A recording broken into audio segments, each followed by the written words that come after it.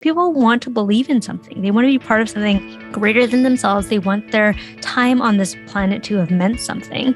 And if we can give people that, if we can give them a sense of something greater than themselves, and then we'll unlock partnership, then we'll unlock investment.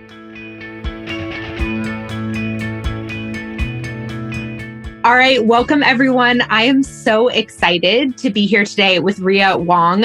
We are going to talk all about money and mindset, two of our favorite topics, and you might even get a little uncomfortable in your chairs, but it's going to be okay because these are some of the most critical things for you to be thinking about and considering and just have awareness around as you're going into really any type of fundraising activity. So Rhea, thank you for joining me here today. Mallory, it is such a pleasure. We're going to have so much fun.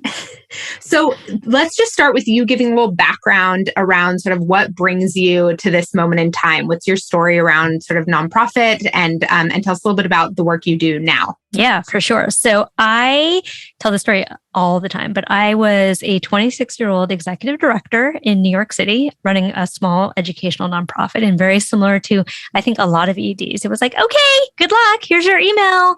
Here are the keys. Bye. And I was like, what? But of course I was 26. I was like, I know everything, but not more than Google. So I Googled two things my first day. Number one, what does an executive director do? And number two, how to fundraise, right? So I was like, I don't know. And I think a big problem in our industry is that we ask people to do these things without giving them proper training to do the thing, right? But of course, being 26, I had no idea that was probably not the best way to do things. I was like, I'm smart, I'll figure it out.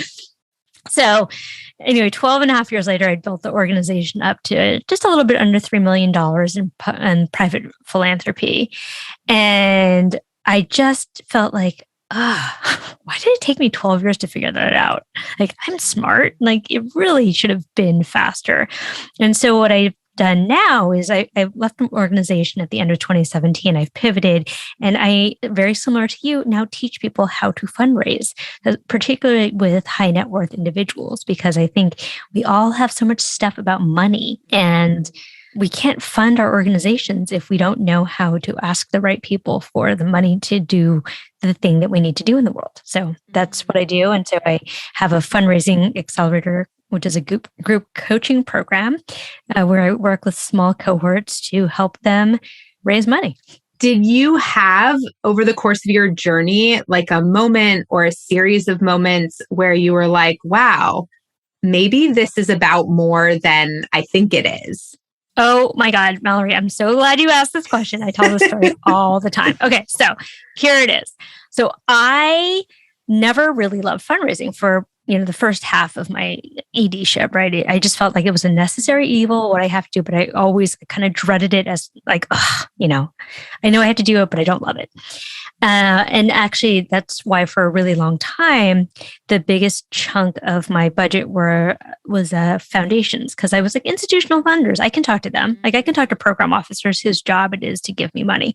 I had a really hard time talking to people about their own personal philanthropic gifts. Then I did this training with Jennifer McCrae, so I'm going to name check her. And I just unpacked all this stuff about money, which is, I grew up in San Francisco, which is, I know where you are now. And 80s and 90s, it was the height of the AIDS and crack epidemics. And so, I just grew up seeing people who were living on the streets, homeless. And I was 8 or 9 years old. And I remember walking past this guy, old, whatever, he probably wasn't that old, but I was 8, so everyone was old. But, older man, like, hair hanging in his eyes, he was gaunt, and he had a little sign that said, homeless vet, please help. And I reached into my pocket and I gave him a quarter, and my father whipped around and he was like, oh, so you have so much money now, you can just give it away? And, when you're a kid, you're like, I'm in trouble. I don't know why I'm in trouble, but I'm in trouble. I'm experiencing like shame and this feeling of being bad. And on reflection, I realized that I was carrying all this baggage in my family about money because my grandparents had been immigrants from China, classic American tale. We showed up with $20 in our pockets, and they made good in America. But in my family, money was never just about money. It was about survival. It was about stability. And even though I grew up in a middle-class family, there was always this sense that we were kind of like one step, like one mistake, one move away from, being homeless or eating out of the garbage can, which is like not empirically true, but I think it was that scarcity mindset. And so fast forward to being a fundraiser, somehow deep down in my DNA, that psychological connection was that by asking people to support my organization, I was somehow subconsciously asking them to give up their stability and to experience the shame that I had experienced when I first gave money away. And so I think so much of the feelings and the stuff that we have about money has to do with, the stuff that we hear growing up. Like in my family, it was, well, who do you think we are? The Rockefellers? Or like, oh, that's for rich people. Or like, we can't afford that, right? The stuff that we saw, the stuff that we experienced. Like I definitely saw my parents fighting about money when I was a kid. So of course, like psychologically, money equaled conflict. And then kind of coming to this realization of like, wait a second, hold on. Maybe this is just like my issue. Like maybe not everybody thinks about money the way I think about money. And so that was a real eye opener. And ever since then, I've actually really, it is still a challenge, right? Like we have to be intentional about the things that we think, but it really freed me from this feeling of like, oh, I shouldn't ask people for money because I'm asking them to give up something. Instead, I've really shifted to when I ask people to give, I'm inviting them to be part of something. And it's about giving, not about extracting. Wow. I love that. And I feel like there's so many sort of pieces that we could touch on there. And I relate to a lot of the family story components too. And I'm sure that, it's interesting. Something you made me wonder about is I feel like a lot of us do have similar, perhaps money stories on the that are triggered then when we're asking for money, but are not necessarily triggered when we're being asked for money. And so like, what's the relationship between sort of the fundraisers experience when they do have those maybe like unconscious or unexamined beliefs, rooted in scarcity? What's like the disconnect between what's happening in their mind and their belief systems versus the donors? Because I feel like one of the things that people sometimes will say is, well, if I have money beliefs like this, don't my donors have money beliefs like this too? So aren't I going to trigger all of that as well when I'm bringing up the topic of money that's so like loaded in all these ways? What would you say to that? Yeah, it's a really interesting question. Yes, I think donors potentially have stuff about money as well, but I think that there's an interesting difference between what I feel like when people ask me for a gift and what I feel like when I ask people for a gift. Like when I'm asked for a gift, I'm usually flattered, right? Even if I can't give that much, I'm like, oh, well, thanks for thinking of me. Like, or even if I don't give, it's usually because like, this is just not my cause and I'm, investing in this area, right? But I never feel like offended that you would ask. And so conversely, like, why would I then assume that other people would feel offended if I asked? And I also think if people are offended because you asked, like, A, you probably didn't set it up the right way. Or B, they probably were never going to give to you anyway. So, I don't know. Like, what do you think? Like, are you ever offended to be asked for a gift? No, never. I just think it's so interesting how we have these money stories that like, yes, while I've spent the last 10 years like working through mine, doesn't mean they're never triggered, that I don't have to be conscious of them.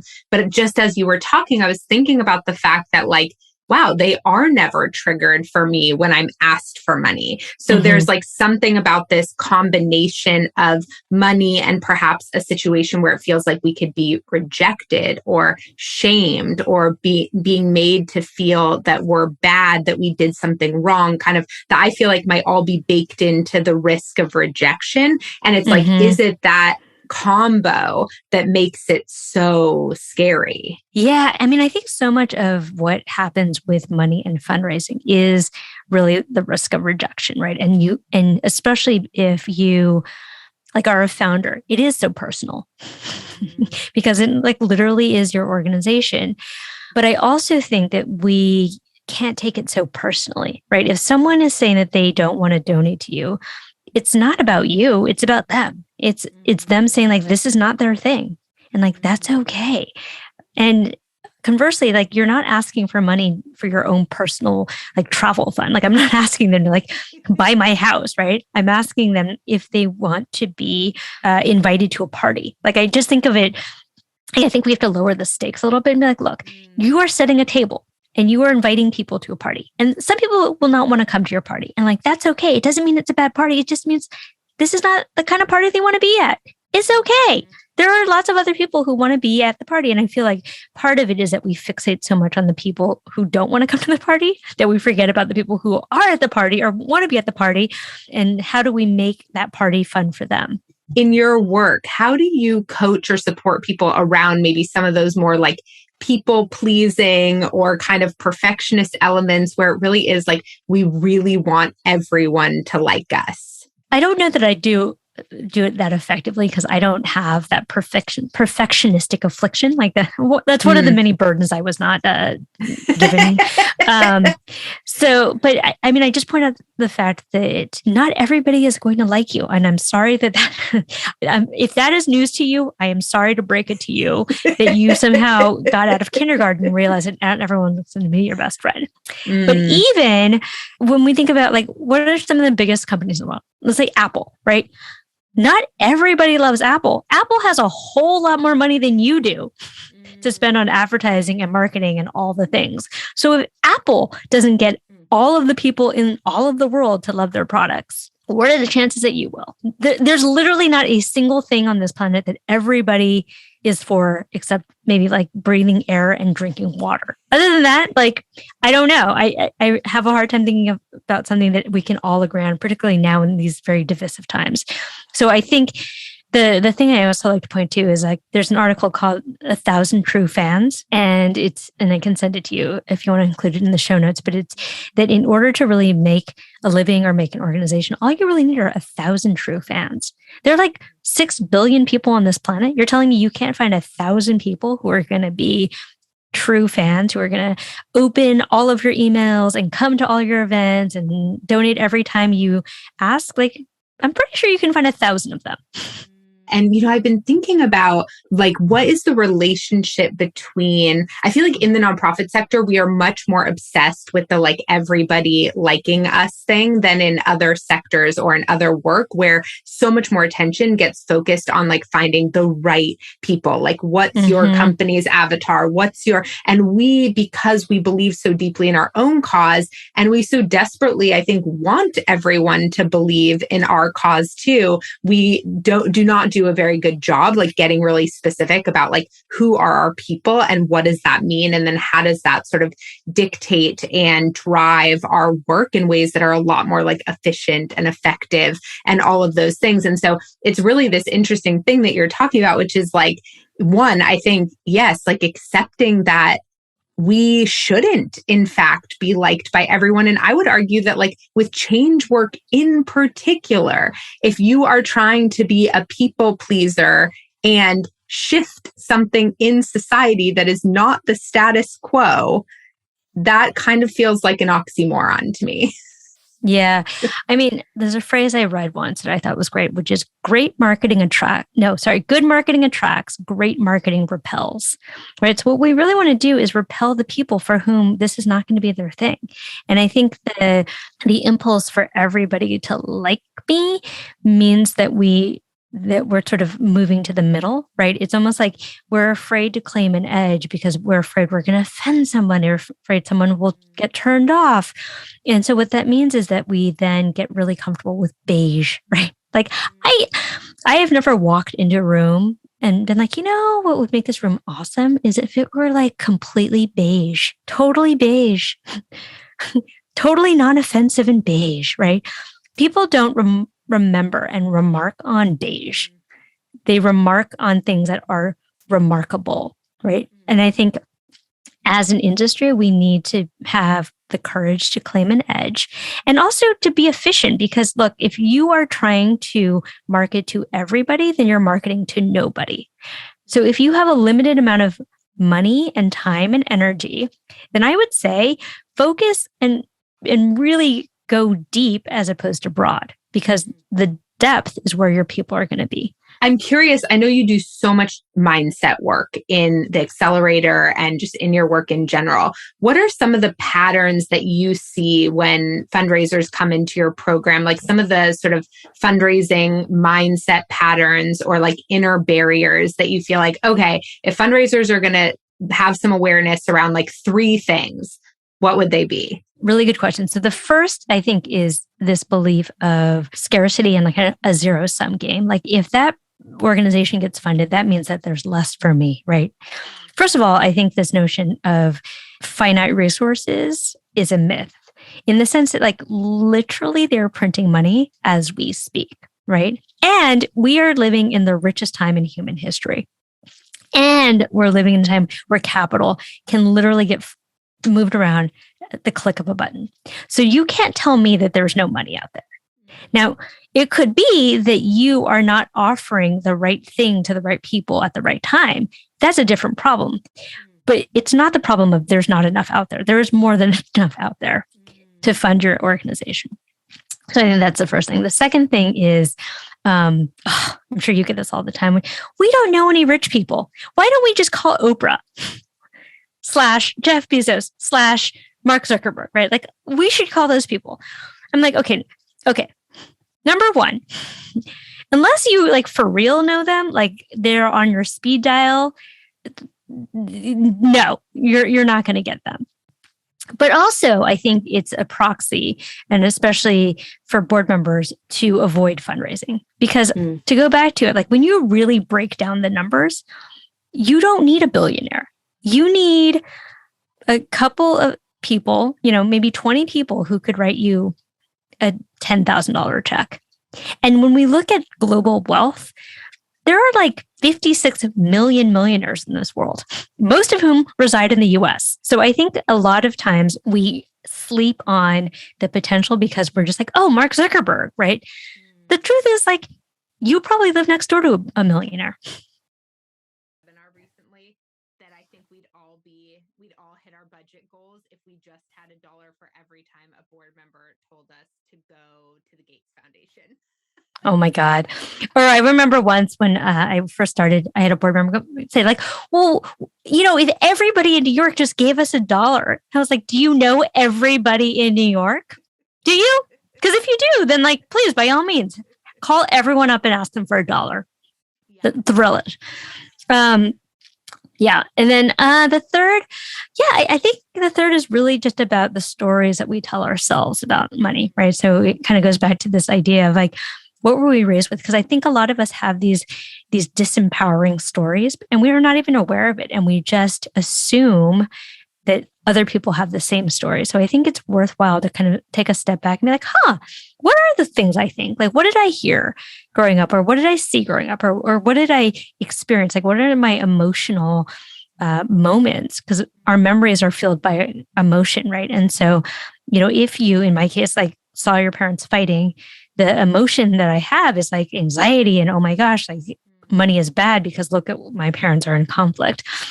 So I think being really conscious and intentional about first understanding what your story is and then B, changing that story. Because I think part of it is about energy. I know it's like very woo-woo, but it's about energy, right? It's like, I talk about this all the time. Like how when you were dating and single and like couldn't catch a date to save your life, right?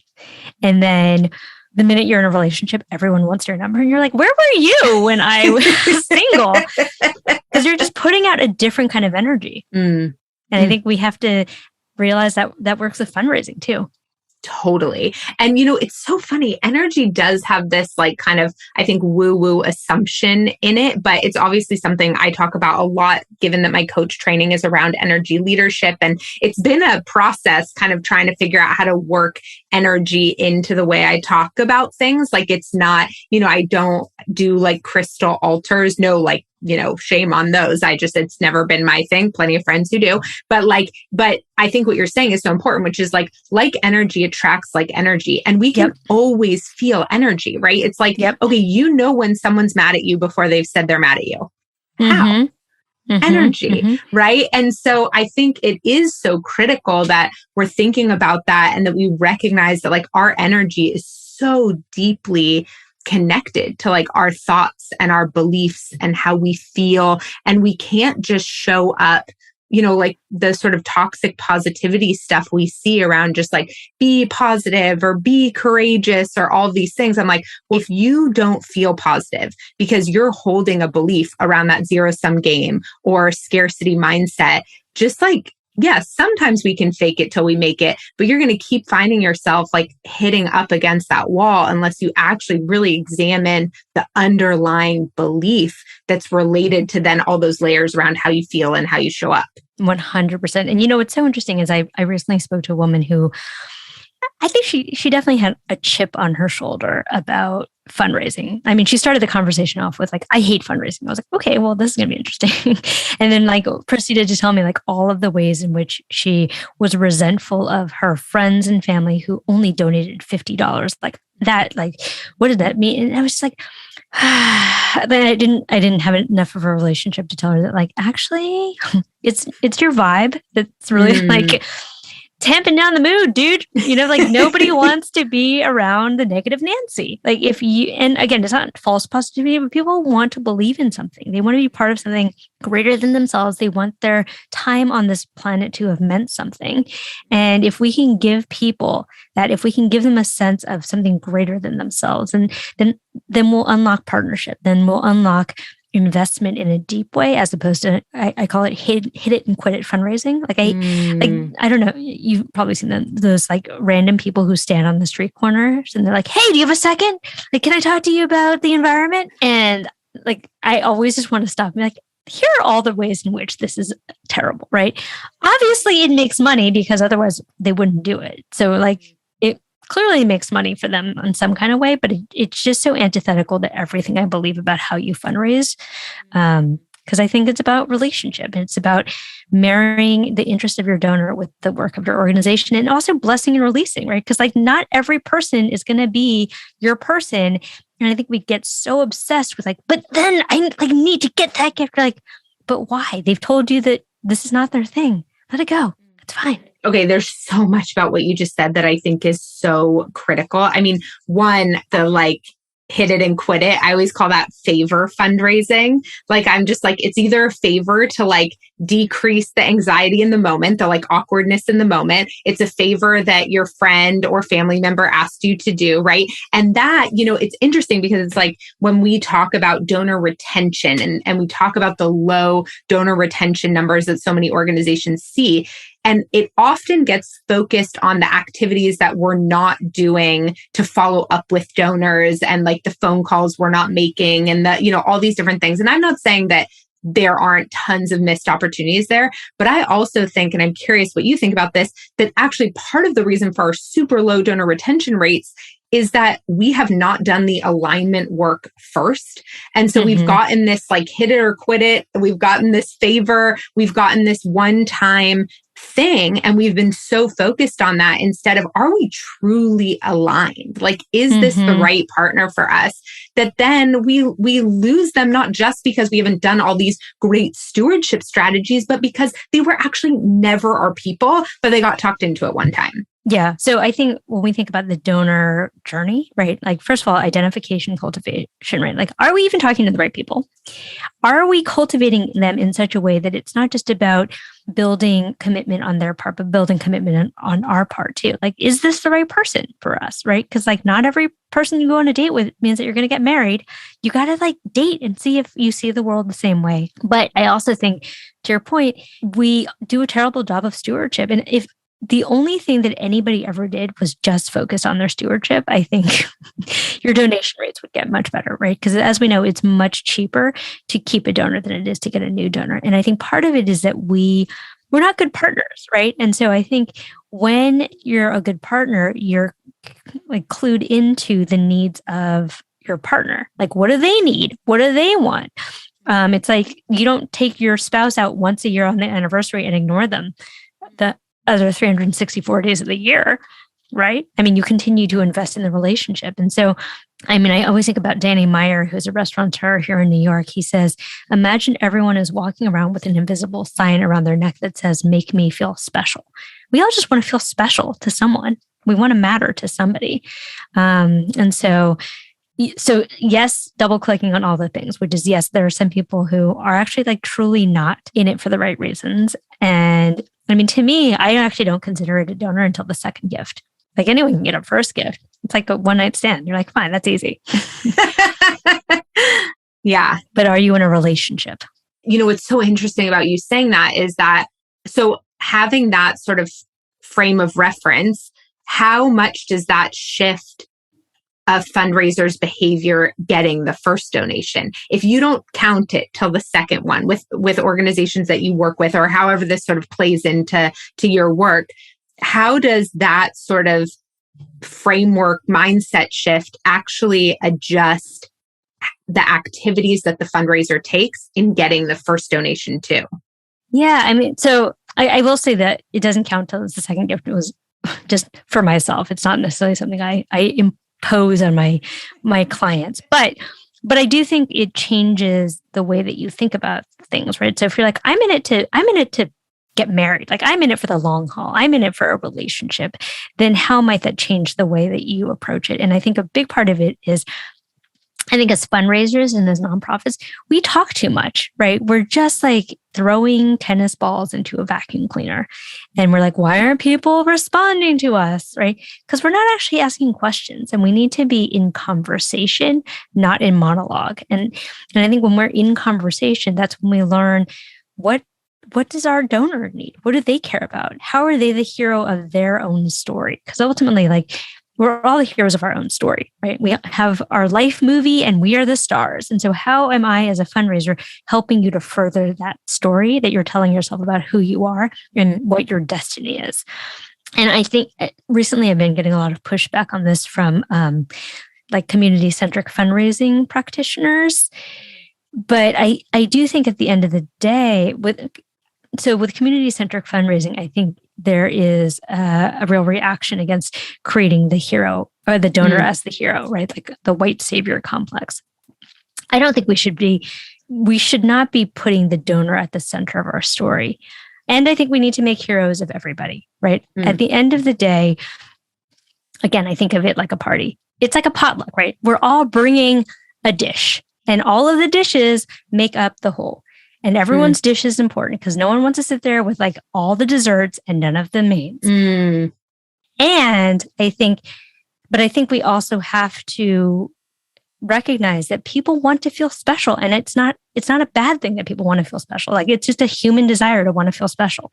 I really like that you're bringing this up, because this is something you and I have talked about before. And I actually think it hits on this really critical element that there isn't enough conversation around, right? Which is community-centric fundraising principles have a lot of really important concepts for us to be considering as we think about equity and justice and what it means to be including everyone at the table in different ways, right? And so there's so many really important lessons, I think, to learn from those principles.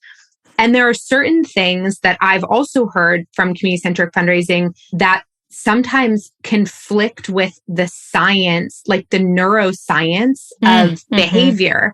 And I've often sat there thinking, okay, what is the solution here, right? Because we know why people behave certain ways. We know how habits are formed. We know what hormones and chemicals need to be released in the brain in order for someone to become a multi-year donor, even a monthly donor, right? It's different chemicals at different times. Like, so the science, the neuroscience around this has really been studied. When and if, or like, what's the place that we can find that can combine those pieces, right? And I think what's interesting about the way you use the word hero that I'm kind of thinking about right now is the hero of their own story, right? So not the hero, not the savior of the organization, not the savior of a group of people, but if we take certain action based on how chemicals fire in our brains, and we have found alignment with someone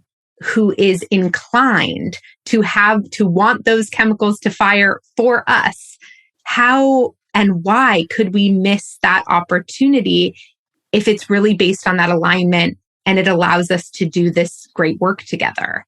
Yeah, I'm not sure about the question there. The short answer is, like, I am not entirely sure. However, I do think community-centric fundraising does have a lot of really important things to say about reimagining the ways in which the sector has traditionally related to donors. And I think we need to not throw the baby out with the bathwater, right? Like we don't need to throw all of the good stuff out with the bad stuff. Like I think there's a lot about, power and privilege and hierarchy and the ways in which it's been used in philanthropy and who gets a say at the table and who doesn't. I think all of that stuff is definitely things that we should be questioning. Parts, though, I think are really effective and are backed up by science. And I'm a big proponent of data and science, which really should not be a controversial thing to say, but these days maybe. Like we've seen brain scans. We know when people's brains react to positive influence and positive reinforcement. And again, to your point, we're all just trying to be heroes of our own story. So how are we as fundraisers becoming the Yodas, if you will, to help our donors and our volunteers and our clients and our board members and our staff members to be the heroes of their stories? Yeah, I think it's something I feel like I'm kind of grappling with or thinking through and trying to think critically about all of the different actions. I think the point you make around what are the sort of historical behaviors or assumptions we've been making inside the sector that community-centric fundraising is disrupting in a really positive way? And then how do we continue to look at the fundraising practices that are really proven to be incredibly beneficial and just look at both of them and believe, and I think this is where like you and I really align in so many ways, that there's like a gray, right? That it isn't like an either or, and that's the same thing around like, it's never a zero sum game. Like there's something here that's like a both and we need to watch out for where harm is being caused. But like you said, we can't throw out the baby with the bathwater. Yeah. I mean, one of the things I have been thinking about is exactly to your point about the use of yes and. Like, yes, I would love to live in a perfect utopia world where everybody got along and had exactly all of the things that they needed to thrive, and recognizing that we're not there yet. And so how do we bring the resources that we need in order to create a world that is more just and is more equitable? And someone brought this up to me, which I thought was great, which is the messy middle, right? And it's like, look, we're in the messy middle right now between the way things were and the way things we want them to be.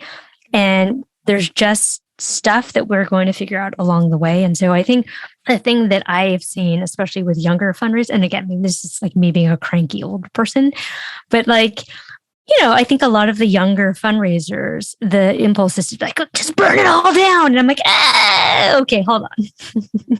And again, I get it. When I was 25, I was like, let's burn it all down too.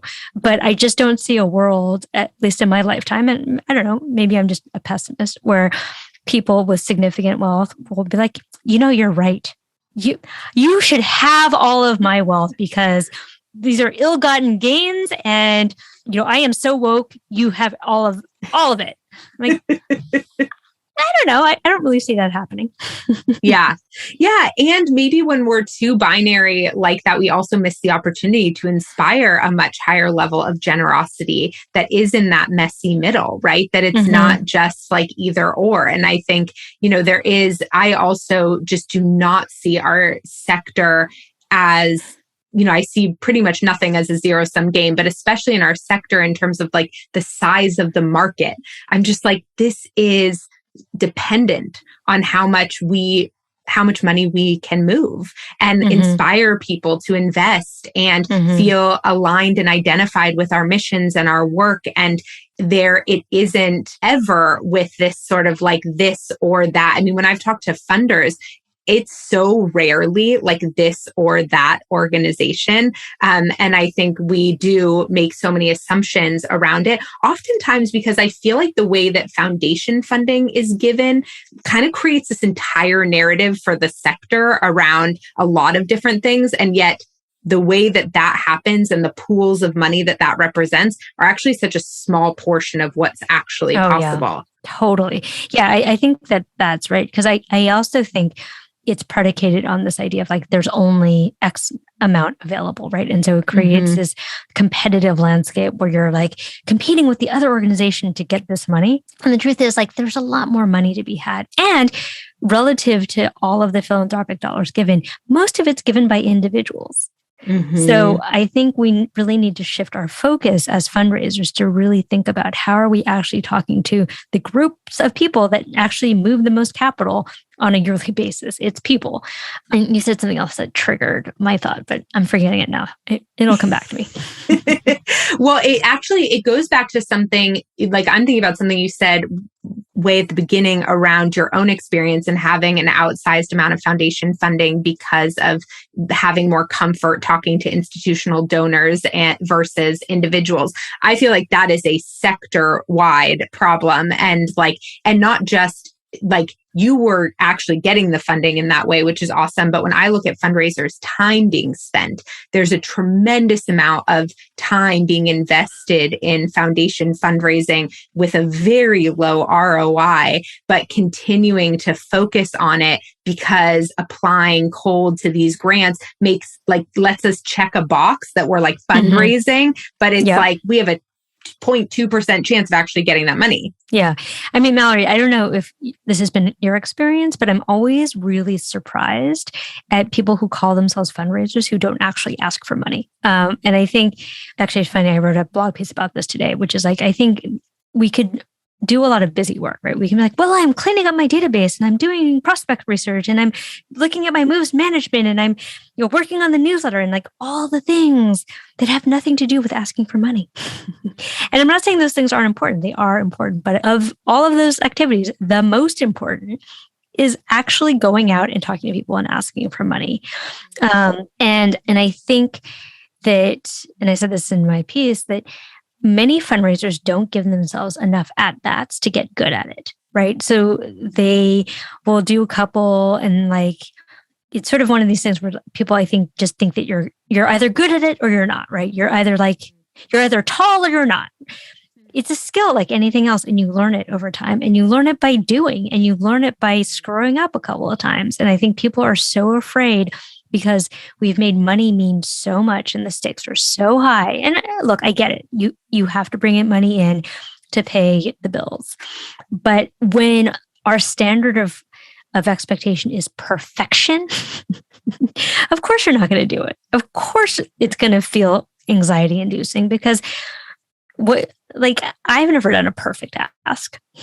It's so interesting. I don't know what your experience has been like starting to like build and run your own business, but being in the like for-profit space and learning about sort of conversion rates or things like that, I've just been so blown away. Like people, celebrating a 10% conversion rate on a webinar or something like, oh, you blew it out of the park. And I'm like, gosh, if this was a fundraising thing, we would be hyper focused on the 90% of people I didn't close and why, and they don't like me and all this stuff. And it just, there are these like fundamental like mindset building blocks that are like upside down in our sector that then lead us, I think, to doing exactly what you're saying, distracting ourselves with a ton of tasks because they give us a feeling of like satisfaction and accomplishment instead of the discomfort that comes from asking for money. But if we actually take that step back and we're like, what's going to help you achieve your goals, we'd be doing very different things. Well, and the other thing is too, I let me reframe it because I actually don't think it's even about asking for money. It's about building a relationship, right? And so it's, again, I love a dating analogy, but it's like, if you've done it right, by the time you ask for a gift, you will have built up to it. Like it's like asking someone to marry you. Like it shouldn't be a surprise. Like it should be, you should know what's coming. And I think that, I don't know, I think part of it is our anxiety about it. Part of it is I also think that people aren't given enough time to really nurture relationships too, because I think they're under such pressure to like deliver that they get into like transactional fundraising. We're like, okay, I need to like hit all these targets and blah, blah, blah, and like I need to turn them over. But I don't know, that to me, that you might get a gift, but it's not a recipe for long-term success. Like you're trying to actually develop a relationship and that doesn't happen under a time crunch. Okay, so I want to talk to you about this because I'm really curious what you think about this. So we hear that word a lot in our sector, like transactional, right? And we're like, don't be transactional, like be focused on the relationship, even though people, of course, behave in all the ways that you just described plenty of time when they're feeling desperate. And that goes back to the like energy attracts like energy, right? Everyone can feel that energy. But there is this piece to me around the word transactional that I'm curious, like how you think about it. So my perception is that a lot of people take the word transactional to mean talking about money transparently. And so when they think about don't be transactional, they're like, don't talk about money. And I'll get questions all the time, like at what point in the relationship can you talk about money? And so I'm thinking about your dating analogy, which I love, right? Which is like when you're going on dates or you're on a website, like you're being transparent about like what you're there for, right? Like nobody thinks you're like on that dating website to like find someone to mow your lawn, right? Like that would be super confusing if you like went on match.com and you were like, oh no, I really just like wanted you to mow my lawn. Like everyone would feel really kind of like deceived and uncomfortable about that thing. So there's this like baseline understanding around like why you're both there. And then within the like framework of that, the relationship is built, but still with transparency around where the hope that it might go if it continues to be aligned. And I feel like one of the big mistakes that fundraisers make is they are not transparent at the beginning at all. They pretend it's about, just advice on something, or it's just about some other thing, or, and then they find themselves 12 or 18 months down the line trying to make an ask. And there's been this really big disconnect. And they're like, oh, I put all this time into this relationship, but that was kind of built under false pretenses a little bit. So I'm curious, like what you think about that. Do you feel like I'm totally off base? No. Oh my God. I mean, it's like you're singing my song. I'm like, I have been there, dude. I have been there and like got into the friend zone with people. And then it got weird because I was like, didn't set it up in the beginning.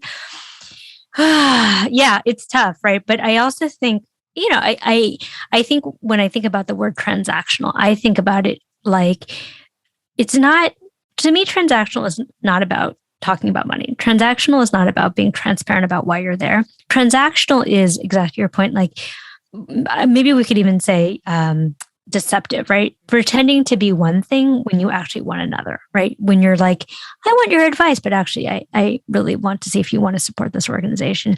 Or, I hear this a lot like, oh, well, we're going to have to go beg for money, or we're going to have to twist some arms, or we're going to have to like, put the screws to them, right? So when you start treating people like they're walking checkbooks, that's what I mean, like by transactional, right?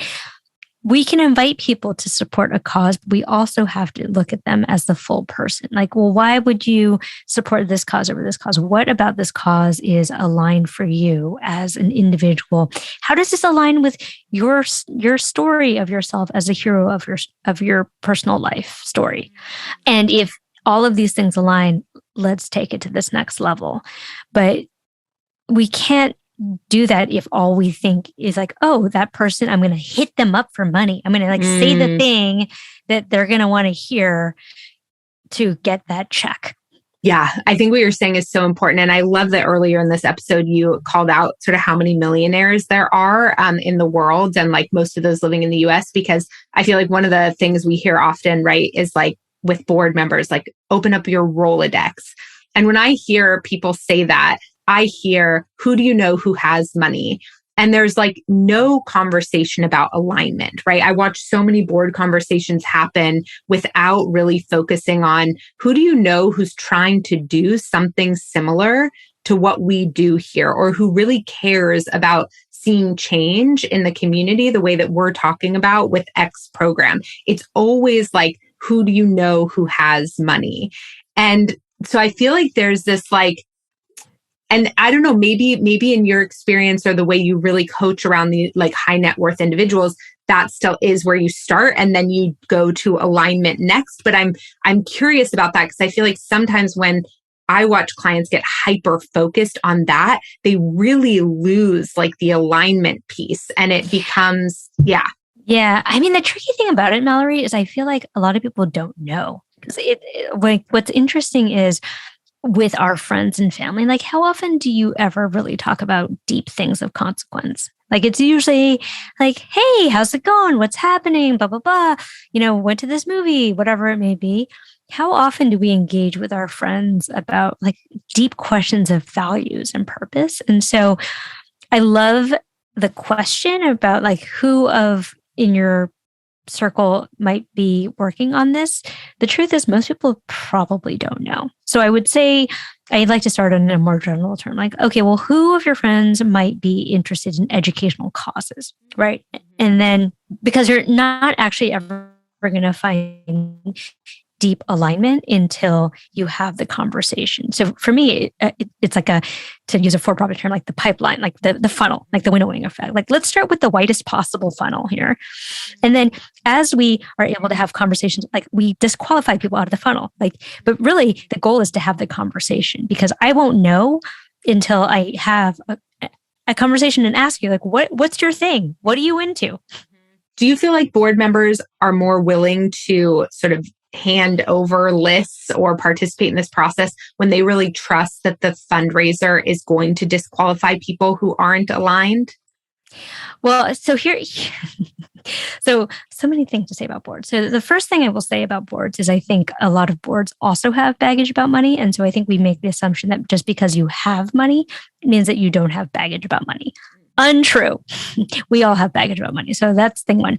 Thing two is I think a lot of a lot of board members have been subject to bad fundraising. And by that, I mean hit it and quit it fundraising, right? So I think the reluctance that a lot of board members have to opening their Rolodex or making introductions is thinking that, oh, you want me to hand over my list so you can hit up all my friends for money, which, look, probably has been true in some cases. So I don't blame them for that. So I think part of it is education too around what is it that I intend to do, right? If I am going to be respectful of your list and all I'm telling you that I'm going to do is ask to have a coffee, to have a conversation. And in the course of that conversation, if that person is like, yeah, this is not really my thing, then I will gently bless and release them.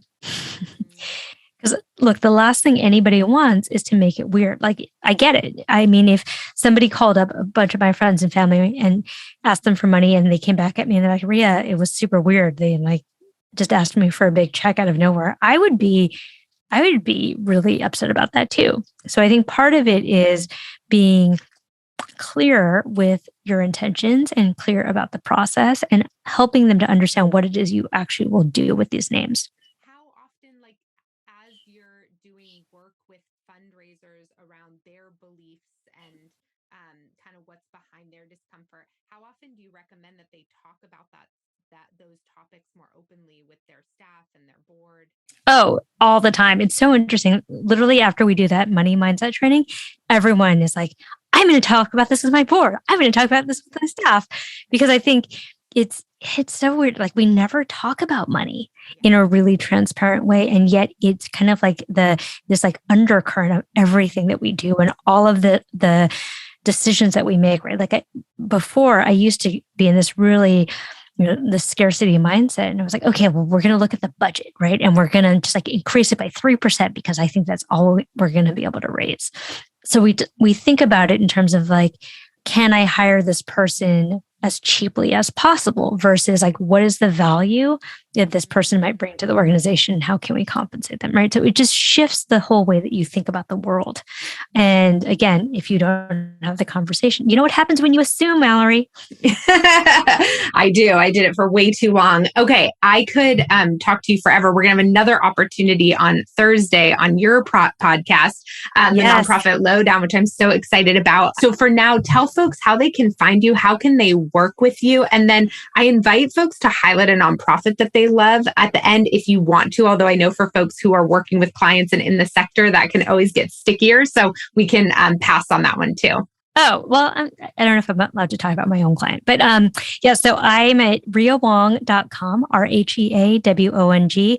I have the Fundraising Accelerator. So applications are open now. The first cohort of this year starts February 18th. So if you want to do a deep dive with a group coaching program and really talk about all the things that will help you to be a major gift fundraiser, that is the program for you. I actually do have a book coming out at the end of March, so I'll make sure to get you a copy, Mallory. And my favorite nonprofit. So I don't know, this shameless plug, but I am working right now with a group called Earth Species Project, and they use AI to decode non-human language. So yeah, it's pretty awesome. And so the hope is within a couple of years, we'll be able to have the first human animal translations. And they have data sets from humpback whales and monkeys and dolphins and birds. And, the dream of being a Dr. Dolittle and being able to communicate with animals might be one day possible. Oh my gosh, that is amazing. Okay, we will include links to everything. And once you have the book too, we'll update the page and the show notes and everything. I'm very excited to read that. Congratulations. Thank you so much. Yeah, that was my pandemic project. I love it. Well, and thank you for joining me today and for this amazing conversation. Thank you. It was so fun.